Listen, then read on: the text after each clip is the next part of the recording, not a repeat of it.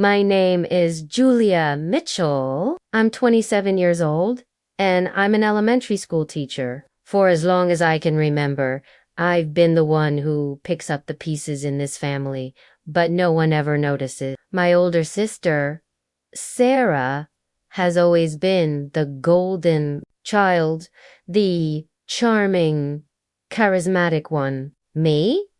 I'm the dependable one, the one who quietly steps in when things fall apart. I'm Julia Mitchell, a 27-year-old elementary school teacher. I've always been the family's quiet problem solver, yet my efforts consistently go unnoticed. Unlike my older sister, Sarah, who embodies charm and charisma as the family's favorite, I'm the reliable one who consistently steps up when challenges arise.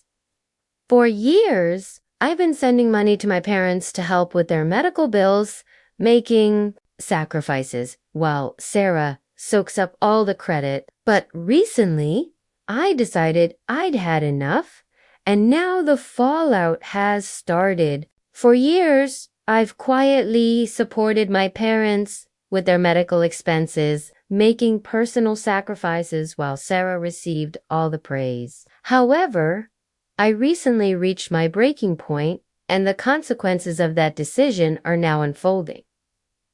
Remember the day I made the decision to stop sending money like it was yesterday? It wasn't planned. No grande gesture. I was sitting in my tiny apartment, staring at the numbers on my bank account after paying rent, and something inside me just snapped. I realized I couldn't keep living like this, barely scraping by, while Sarah played the hero. I never told anyone. I just stopped. I vividly recall the unplanned, quiet moment I decided to stop sending money, sitting in my small apartment, seeing my depleted bank account after rent. Something inside me broke. I couldn't continue living paycheck to paycheck, struggling while Sarah took all the credit without a word to anyone. I simply stopped. At first, nothing happened. Weeks passed, and I waited for someone to notice, to say something, but everything stayed quiet. And for a moment, I wondered if maybe they had figured it out, that Sarah wasn't actually footing the bills like they believed. Then the call started. My mom asking why certain payments were late.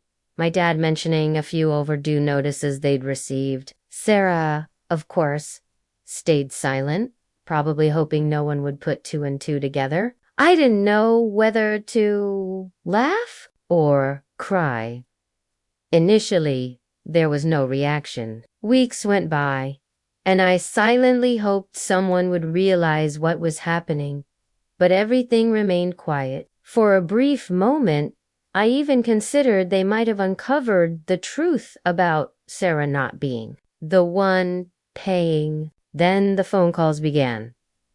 My mom inquiring about delayed payments, my dad bringing up overdue bills. Sarah, predictably, remained quiet, likely hoping no one would connect the dots. I found myself caught between wanting to laugh and wanting to cry. The breaking point came one Sunday afternoon when my mom called me, her voice tight with frustration. Julia, your dad's insurance payment is overdue again. Did something happen to Sarah's account? She said she's been handling everything, but things keep slipping through the cracks. My chest tightened as I gripped the phone. It was the first time I'd heard even a hint of doubt in my mom's voice about Sarah. I wanted to scream. It's not Sarah.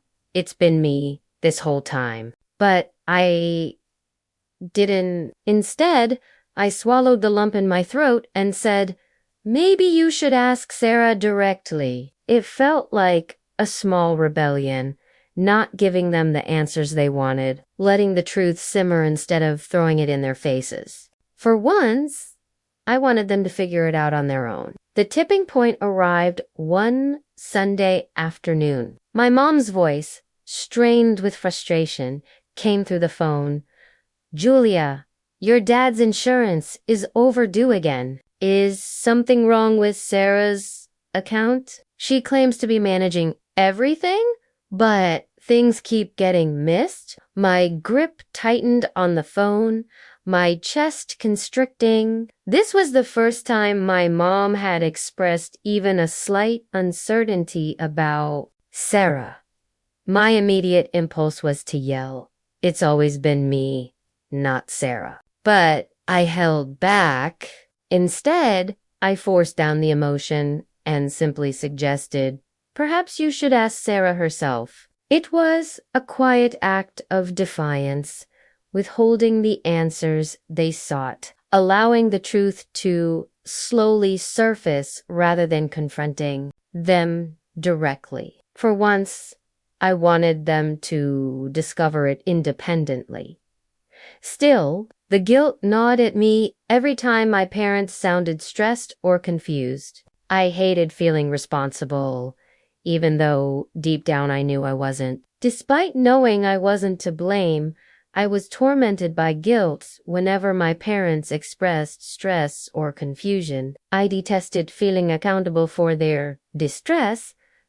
As the weeks dragged on, things started to unravel. My mom called more often, sounding more anxious each time. Sarah said she's trying to work it out, but the hospital keeps sending these notices. Your father can't miss his treatments. Julia. She snapped one evening. Meanwhile, Sarah's Instagram painted a different picture.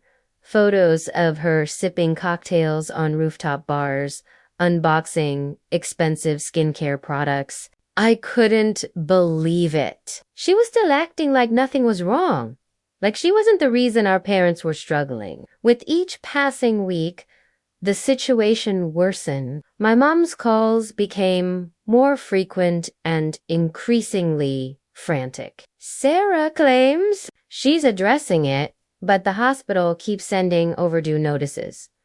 Your father's treatments are critical, Julia, she exclaimed one night. Yet, Sarah's Instagram showed a stark contrast, featuring pictures of her enjoying drinks at upscale bars and unboxing pricey skincare. I was aghast. She continued to act as if nothing was amiss, seemingly oblivious to her role in our parents. Financial difficulties. Then came the family dinner. My mom insisted we all get together to talk things through. I knew what that meant. She'd call on Sarah to explain the situation, and I'd sit there, the invisible daughter, nodding along while Sarah spun some story. But this time, things didn't go as planned. My dad, usually the quiet one, looked Sarah dead in the eye and said, "You've been handling this for months, Sarah.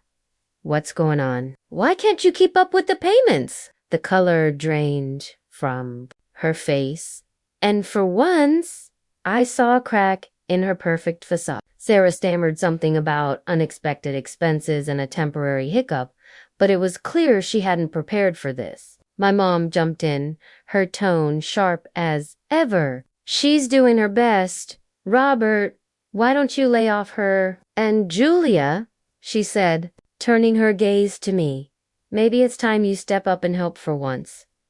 You don't do anything for us as it is." Next, my mom demanded a family dinner to address the issues. I anticipated the familiar script. Sarah would offer an explanation, and I, the unseen daughter, would passively agree. But the evening took an unexpected turn. My dad, typically reserved, directly questioned Sarah. "You've been managing this for months, Sarah. What's happening? Why are payments falling behind?" Sarah's face paled, revealing a rare vulnerability. She faltered, mentioning unforeseen costs and a brief setback. Clearly unprepared for the scrutiny. My mom, ever protected, interjected sharply. Robber, she's trying her best. Don't badger her. And Julia, she continued, directing her gaze at me, it's about time you contributed. You offered no help to us whatsoever. I felt the words hit me like a slap. For a moment, I couldn't breathe, the sheer unfairness of it making my chest ache. I looked at Sarah, who refused to meet my eyes, and then back at my mom, whose expression was filled with disappointment, directed at me, of course. My dad stayed silent, like always, and I realized they genuinely believed it. They believed Sarah had been carrying this burden all along, and I was just some selfish bystander. The words struck me like a physical blow. For a moment, I struggled to breathe, my chest aching from the overwhelming injustice. My gaze shifted from Sarah, who avoided eye contact, back to my mother, whose face was etched with disapproval, unmistakably aimed at me. My dad, as usual, remained quiet. It hit me then. They truly believed Sarah had shouldered this responsibility alone. And I was merely a self-absorbed observer. My hands were shaking, but I managed to say, that's not true. Mom, I've been helping. I've been the one paying those bills for years. The room fell silent. The tension so thick it felt like the walls were closing in. My mom broke it with a scoff, shaking her head.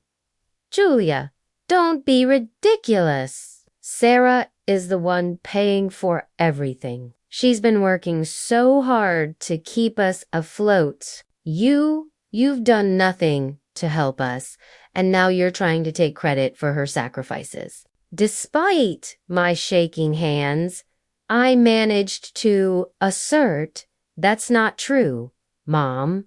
I've been contributing. I've been covering those bills for years.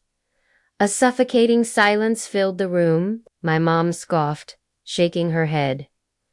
Julia, that's absurd. Sarah's been paying for everything, working tirelessly to support us. You've done nothing to help, and now you're attempting to claim credit for her efforts. My stomach churned, and my hands gripped the edge of the table to keep steady. I glanced at Sarah, who sat there like a statue, her face frozen in an expression that was part shock, part guilt. She wasn't even trying to defend herself. The words spilled out before I could stop them. That's not true, Mom. It's never been true. For 3 years, I've been sending money to cover those bills every month. Sarah hasn't paid for a single thing. My voice cracked, but I forced myself to keep going. And you know what? I stopped because I was tired of being invisible. While she took all the credit, my stomach twisted and I clutched the table's edge for stability. I looked at Sarah, who sat motionless, her expression a mix of shock and guilt, offering no defense. The words burst forth uncontrollably. Mom, that's a lie. It's always been a lie. For 3 years, I've sent money monthly for those bills. Sarah hasn't contributed a dime. My voice wavered, but I pushed on. And you know why I stopped? Because I'm sick of being overlooked while she gets all the recognition. Sarah's head snapped up, her face twisted with disbelief. What is wrong with you? Julia, why are you making up these lies? She said, her voice trembling just enough to sound convincing. This is insane. I've been the one helping Mom and Dad all along, and now you're trying to make me look bad. I couldn't believe what I was hearing. Are you seriously going to sit there and pretend I'm lying? Sarah, I have bank statements, receipts 3 years of them. Do you want me to show everyone right now? Sarah's head shot up, her face contorted in disbelief. Julia, what is your problem? Why are you fabricating these stories? She said, her voice shaking just enough to seem genuine. This is crazy. I'm the one who's always supported Mom and Dad, and now you're trying to discredit me. I was stunned by her audacity. Sarah, are you seriously denying this? I have bank statements and receipts 3 years' worth. Shall I show everyone right now? Receipts? She repeated with a mocking laugh. What receipts? Julia, you're just bitter because Mom and Dad appreciate what I do for them. You've been sitting on the sidelines while I've been keeping this family together, and now you want to swoop in and rewrite history. Rewriting history, I shot back, my voice rising. You've been stealing credit for everything I've done? Sarah, I'm the one who's been sending money month after month while you've been spending your paychecks on spa days and luxury vacations. Receipts. She scoffed, a mocking laugh escaping her. What? Receipts? Julia, you're simply jealous because Mom and Dad recognize my efforts. You've been idle while I've sustained this family, and now you want to distort the past. Distort the past, I retorted, my voice rising. You've been taking credit for all my contributions, Sarah. I'm the one who's consistently provided money each month while you've squandered your earnings on spa treatments and lavish trips. Sarah crossed her arms, her eyes darting toward our mom.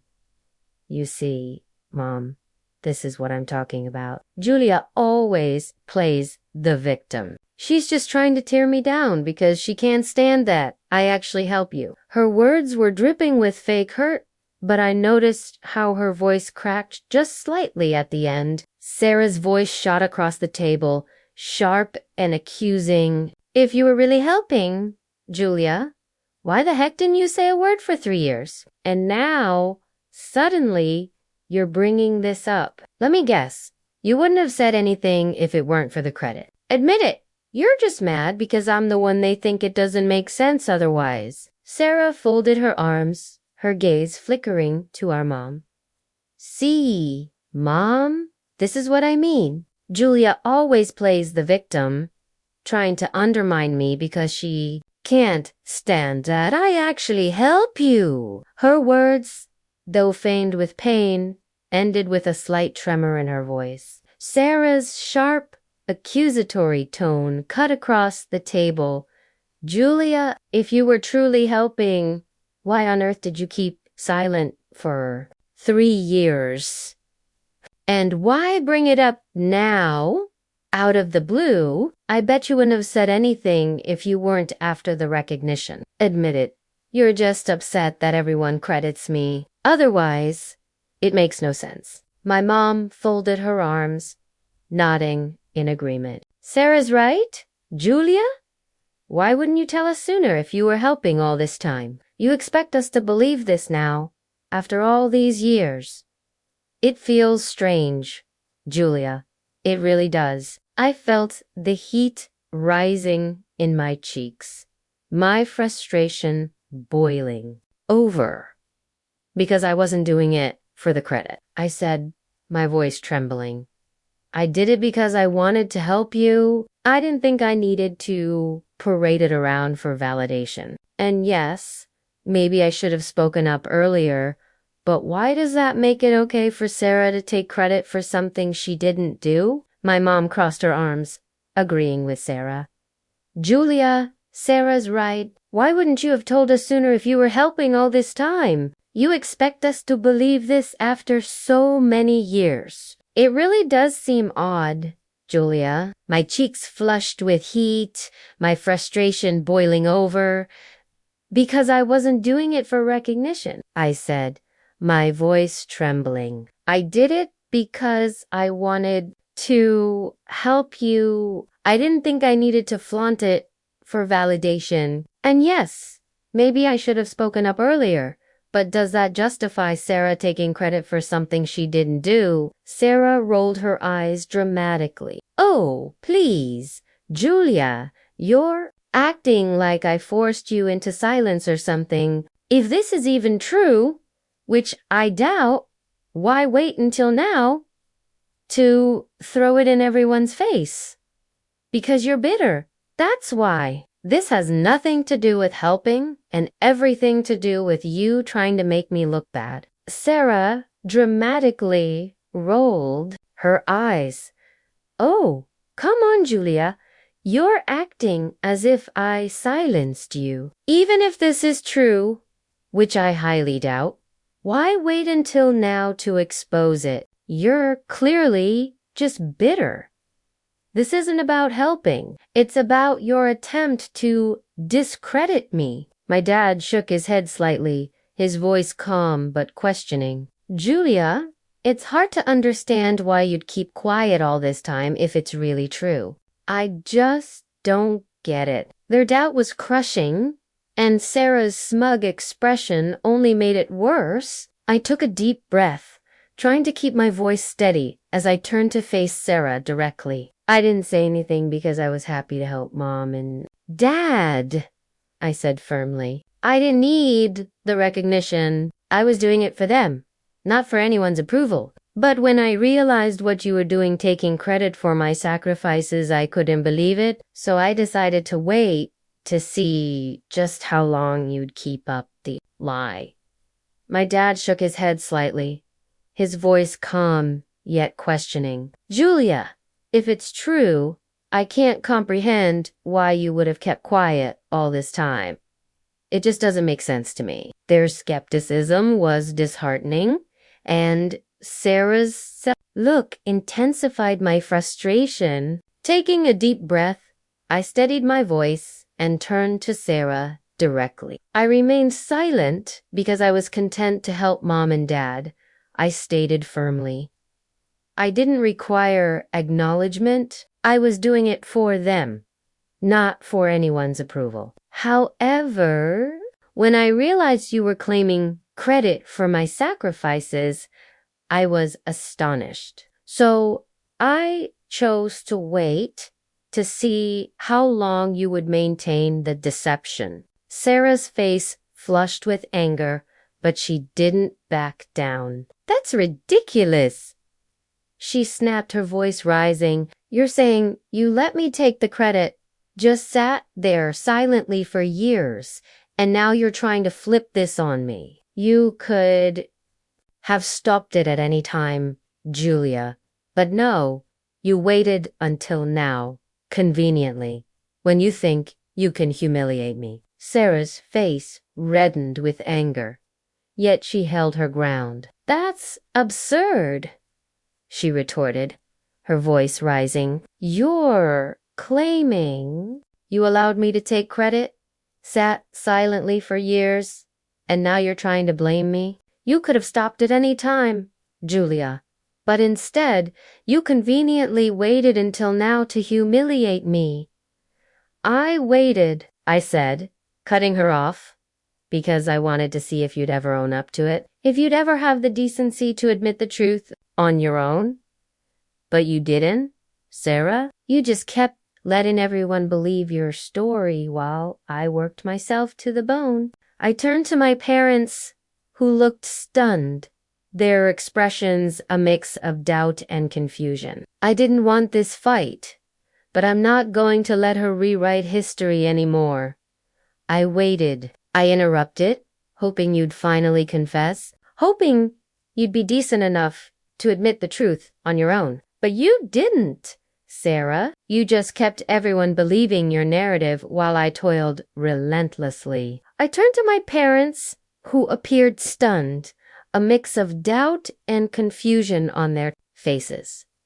I never wanted this confrontation, but I refused to let her distort the past any longer. I straightened in my chair, my voice steady despite the storm brewing inside me. I have all the receipts, Mom, every bank statement, every proof of payment for the past 3 years. It would take me less than 5 minutes to pull them up and show you. but that's not the point.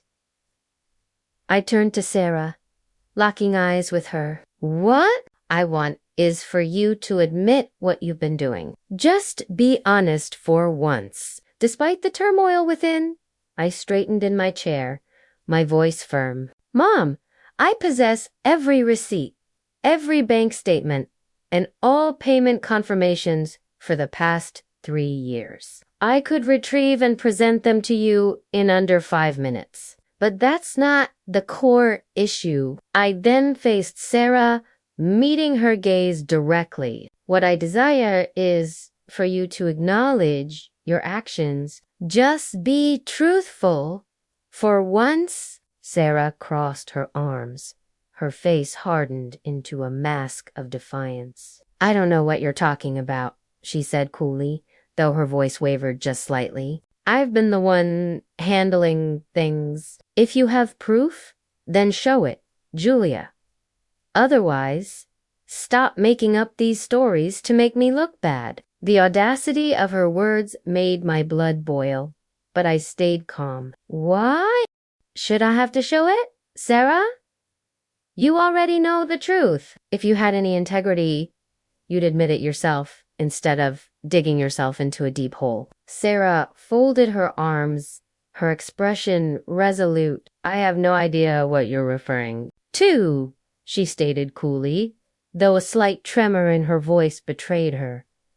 I've been managing everything. If you have evidence, Julia, present it. Otherwise, stop fabricating these stories to discredit me. Her boldness infuriated me, but I remained composed. Why should I have to prove anything? Sarah, you already know the truth. If you possessed any integrity, you'd confess yourself instead of digging a deeper hole. My dad leaned forward, his face pale, but my mom still looked at me with suspicion, as if she couldn't decide who to believe. And Sarah, she just sat there, her jaw clenched, refusing to back down. It was infuriating. My dad leaned in, his face ashen, while my mom continued to eye me with suspicion, seemingly torn about who to trust. Sarah, meanwhile, remained seated, jaw tight, utterly unyielding. It was utterly maddening. I pushed my chair back, the legs scraping loudly against the floor, and stood up. My voice was shaking, but I kept it firm. I'm done, Sarah. If you're so determined to keep lying, then I have nothing more to say to you. I won't waste my energy trying to get you to admit what we both know is true. I turned to Sarah one last time, my heart heavy but resolute. If there's even a shred of a decent person left inside you, you'll tell Mom and Dad the truth. Until then, don't expect me to answer your calls or texts. I'm done with you. I pushed my chair back with a loud scrape and stood up. My voice, though trembling, remained steady. Sarah, I'm finished. If you're set on continuing this lie, I have nothing further to say to you. I won't expend any more energy trying to force an admission we both know is true. I turned to Sarah one final time, my heart heavy but determined. If there's any decency left in you, you'll tell Mom and Dad the truth. Until then, don't expect me to answer your calls or texts. I'm through with you.